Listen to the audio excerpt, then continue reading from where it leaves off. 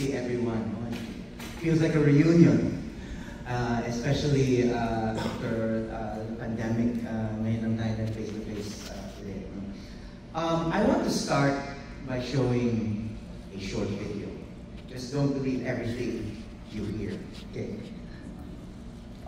Pinapatay ng mga doktor ang iyong mga kasukasuan. Ang pangalan ko ay Philip Garcia at mayroon akong mga problema sa tuhod sa loob ng 17 taon. Na-diagnose ako na may osteoarthritis noong ako ay 30 at nabubuhay na kasama nito ay patuloy na sakit. Hindi ako normal na makapunta sa tindahan, umakyat sa hagdan at ang sports ay imposible para sa akin. Sa loob ng 17 taon na may ganitong diagnosis, bumisita ako sa maraming doktor, ang pinakamahuhusay na traumatologist at surgeon, nagpunta sa maraming massage therapist at chiropractor, ngunit wala sa kanila ang nakapagpagaling sa masakit kong mga kasukasuan. Ang paggamot na inireseta ng mga doktor ay katawa-tawa. Ang mga ito ay palaging mga pampawala ng sakit, mga pamahid na walang epekto o napakasakit at mamahaling mga iniksyon sa ilalim ng likha. Sa kabila ng lahat ng ito, ang kondisyon ng aking mga kasukasuan ay lumala lamang sa edad bilang karagdagan sa sakit ng tuhod. Nagsimula akong magkaroon ng mga problema sa aking likod. Ang pangunahing problema sa aking karamdaman ay walang mga gamot sa mga parmasya na makakatulong sa akin at ang mga doktor sa aming mga ospital ay nagre-reseta lamang ng mga pampawala ng sakit o nag-aalok ng napakamahal na operasyon. Tandaan ito magpakailanman. Karamihan sa mga doktor ay walang pakialam. Wala sa kanila na magpapagamot sa iyo para sa kanila. Kaya natin, I think we've seen enough kasi naiinis na ako. Please don't buy that product. Medyo nakaka-insulto rin, ano? Dahil sabi dito sabi ng taong yun, hindi na raw ako nakakalakad, pero nag-bisikleta pa ako araw-araw. This is called deepfake. It's amusing, but it's also maddening, no? And it's scary how believable it is, how gullible the public has become, and how powerless we seem to stop this growing danger. By the time I learned about it 2 weeks ago, this fake sales video had several thousand views. Who knows how my face was selling? Will they blame the pitch man if the drug doesn't work? Or worse, poisons them? The original video, which was real, was from my podcast and manipulated with a manufactured voice that could sound like me if you don't listen closely.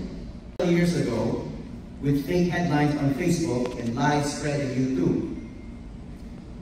Journalists the world over responded with slow fact-checking and feeble attempts at making facts as viral as lies. We will eventually realize that was all child's play, because now we have deep fakes.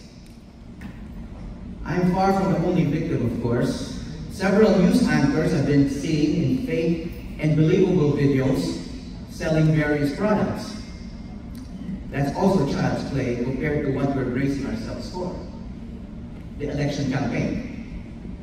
And fake videos where we're maligning people or inventing scandals or pronouncing dignitaries and candidates dead. Then, there's a current peril on a different scale. The recent deep fake of the president ordering the armed forces to take action against another country. Malacanang quickly released a statement declaring it fake. But what if some powerful people, even foreign governments, reacted as if it were true? This is the world being created by artificial intelligence, where it may become next to impossible to tell the difference between truth and falsehood. But a wise man once said, impossible is not a fact, just an opinion. This conference is all about the possibility of solutions. AI is just the latest challenge facing journalists. who are duty-bound to ferret out the truth in a world of dubious information. When I began to attend conferences like this, I was one of the youngest in the room. I'm now one of the few active journalists left who began working during the first Marcos presidency. Like many others back then, I know what it's like to be inside the jail cell for performing our duty. The role of journalists in the restoration of democracy in 1986 was considered so crucial, our freedom to do our job was enshrined in the Constitution. And we were so influential that we didn't need to be called influencers, because that was already a given. We were the gatekeepers of public information. If you wanted your voice heard, you had to go to the media. You had to go to journalists. Of course, media was not always fair, but it was much better than government propaganda, which had a minuscule audience compared to the flourishing media community in the late 1980s and throughout the 1990s and early 2000s. Government took us seriously and generally respected us. I recall then President Fidel Ramos inviting the PCIJ staff to Malacanang for a dialogue with him and his senior officials, after we began to produce investigative reports on his administration. It was certainly not to wine and dine us, because I don't even recall any food. That gracious meetup was simply an attempt by two influential institutions, one big and one tiny nonprofit, to understand each other. We came away from that meeting with a greater respect for each other's roles, even if it sometimes had to be adversarial. FDR would get upset by our reporting, but not once did he threaten us and publicly cast doubt on our integrity. In those days, investigative journalism was new to most Filipinos and considered part of the fresh air of democratic freedoms. People believed it and took it seriously, reproduced it and discussed it. And when a bombshell dropped, the impact could be massive, such as when the PCIJ produced a series of reports on corruption that led to the fall of President Joseph Estrada in 2001. The PCIJ's executive director of 17 years, Sheila Coronel, won the Magsaysay Award in 2003 for her pioneering efforts in leading this little nonprofit. How the world has changed. In some ways, it's upside down. From being heroic truth seekers, journalists are now accused of being purveyors of fake news or agents of spy agencies. Journalists have been demonized and trolled. The Philippines is still a notorious global leader in media killings. But there's a looming threat that we're facing today that poses another kind of death, and that's irrelevance. We never had to doubt our relevance and influence before. And the rants against us in the recent past from the country's highest office were somehow perverse proof that we were still important.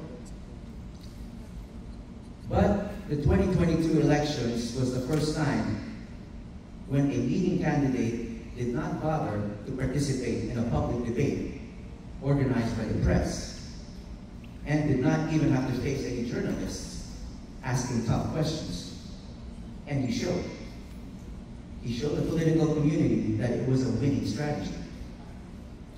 In this milieu, journalists don't need to be threatened anymore, because we can simply be ignored and considered just part of the noise.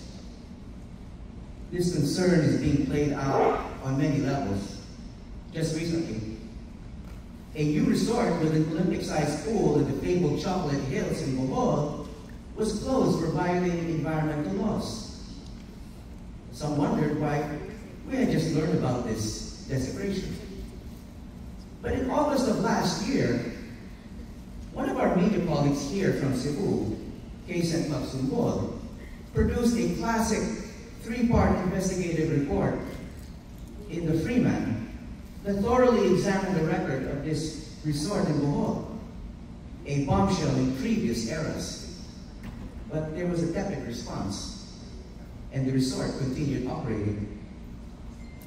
Early this year, a travel blogger flew a drone over the resort and posted a video on Facebook while pronouncing his experience there as relaxing. The video prompted public outrage. Senators weighed in with condemnation and their own investigation, and the DNR finally took action. The resort is now closed indefinitely. There are lessons to be gleaned from this example, and I don't want to preempt the discussions that KSAT and others will be having in the next couple of days.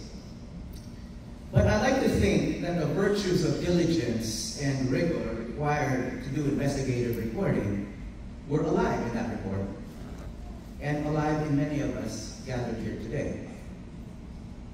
We just need to rethink how we package and distribute our valuable work so it creates the impact that it deserves. Yes. The tireless efforts of our Executive Director, Carmela Conbuena, Training Director, Wayne Paraan, and the hardworking PCIJ staff have enabled us to gather here for important conversations about the challenges ahead in covering elections, the West Philippine Sea, and peace building, among other critical themes. But we shall also tackle our changing role, no longer as gatekeepers in a world where gates no longer exist. Yet the world still needs truth and truth seekers. Journalists must now be more like eagle-eyed guides with flashlights in a dark cave, seeking out and illuminating what's true and important in a place dense with falsehood and trivia. If we do our jobs well enough, that guide role could evolve into North Stars, essential again for helping navigate society's way forward. Daghang salamat at mabuhay tayo.